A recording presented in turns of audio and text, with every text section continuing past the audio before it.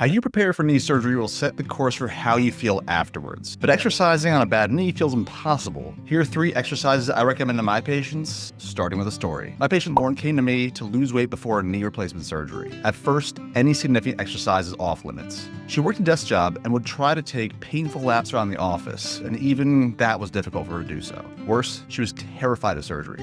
So I promised her, as much as you can do in medicine, that either we get her so ready for surgery that she'd be excited about it, or we could even delay her need for it entirely. We started with pain control and light walking while we worked on her weight loss. Cut to a year later, and the only pain she has is after upping the weight on her leg press a little too fast. Otherwise, we're running out of exercises in the gym to try because she has pretty much no limitations. So how do we bridge the gap from light walking to single leg press?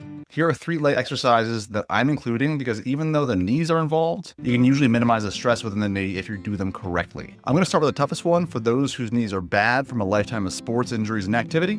But then the last one is kind of a cheat code that may open the door to really any one of your favorite exercises while I dispel some common myths along the way too. But first, my name is Dr. Alex Watson and I get people ready. In today's case, let's talk about how to get people ready for knee replacement and the recovery after. One final note, I'm going to say you a lot in this video because if I keep it complete third person, I'm going to drive both of us crazy here saying the patient or my patient over and over and over. Despite me saying you, this is absolutely not medical advice. Do whatever your surgeon says, your primary care doctor, whomever is working with you, because if their approach is different, it may be because your history or your medical background is a little different and requires some fine tuning here. Do not take medical advice exclusively from YouTube videos, even if they're our own. So the first exercise is Romanian deadlifts or stiff-legged deadlifts. These deadlifts lower the stress in the knee relative to conventional deadlifts because it shifts the weight backwards towards your glutes and hamstring muscles, kind of up around the hip area. There are plenty of wonderful YouTube videos out there to show you form on the different types of deadlifts, but a couple point cues here.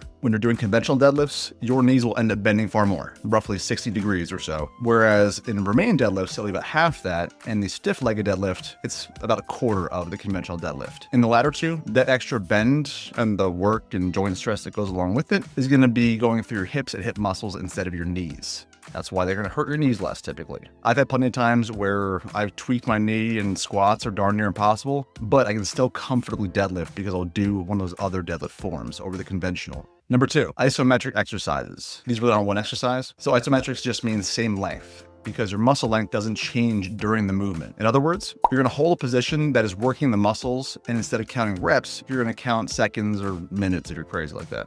These aren't the best for building a ton of muscle, but they're my favorite exercise for rehabbing angry tendons, and they're absolutely better than nothing. You can't do normal repetitions because of pain or things like that. So because you're not going to go through a full range of motion, you can pick a position that doesn't bother your knees and just hold that position. So you can change your squat depth, you can change different kind of split squats, deadlift positioning, that kind of thing, and just hold it there. And if it's not bothering your knees during that exact angle, you should be good to go. Certain squat positions can be quite painful, but since you're not moving, you can find something to hold on to for balance and just change how your weight is balanced through the different joints in your legs to focus on glutes and hamstrings over your knees and quads. You can even do these in machines. And so now you can go beyond just using body weight.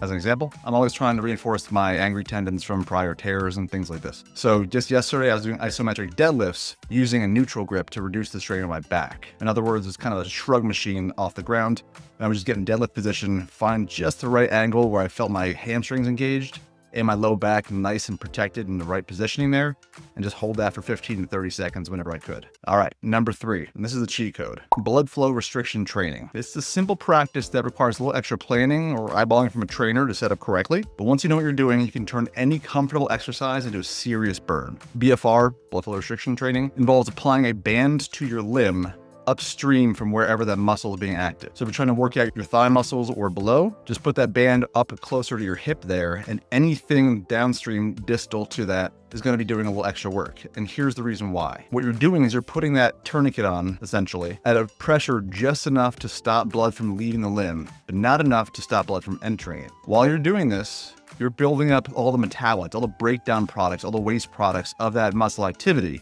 And so because of that, those muscles are being bathed in all those metabolites. What that does is it tricks the muscle into thinking it's worked a lot harder than it would have lifting that weight under normal circumstances. When these are done right, you can take a light weight and turn it into a heavy duty burn. These are often done with low weight, higher rep exercises that won't risk the band moving. So things like knee extensions and leg curls, because those can really build up all those waste products, without risking the band moving or any sort of form decrement as you get weak muscles that are trying to hold you up there. But if you're comfortable, you can even do them with light squats, deadlifts, anything like that, and make them a real killer. So what is the common myth that I mentioned before? Well, well-intentioned gym folks, highly educated trainers, therapists, medical professionals used to tell you not to do leg extension if you had knee pain because it was going to increase the shear stress in that joint. This sounded true, but has pretty thoroughly been disproven at this point. And the proof is in the pudding. You can just try a lightweight version of an exercise, and if it doesn't flare up the pain, it's likely not hitting that joint in a way that's going to cause you pain later, any more so than normal exercise would cause aches and pains the day after, and you recover from that nicely. This is compared to a big flare-up of knee pain if you're doing deep squats because your meniscus is already torn and it just worsens that kind of thing. That's a different kind of pain. So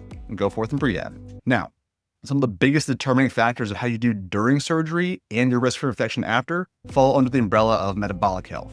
So check out this video here where I'll tell you about the approach that I use with my patients to get them surgery ready in weeks.